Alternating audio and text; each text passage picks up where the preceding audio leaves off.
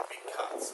So we're going to try to do the opposite. So first thing, I just narrowed the stance a little bit between the heels. I opened up both of the toes, and I moved the ball position to the left. So the ball's going to be left side of the head. From there, just bump the hip a little bit so the ball's in. Okay. Now from here, I just want you hitting little 3/4 shots. So just feel like you're taking the top back and you're open, exaggerating the clock face being closed. So you were going here and your face was fanning open. We want you to feel like it's a little bit more sharp at this point here. So that was right palm down ball. Okay.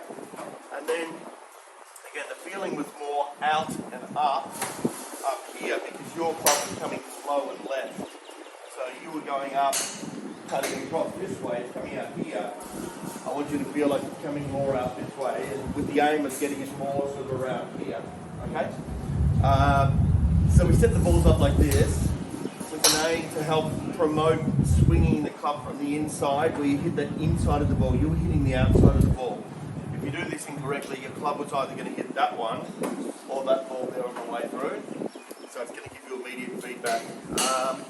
I also said to you, shut the face and feel like it's an abbreviated finish on the follow through initially, just to keep it more connected.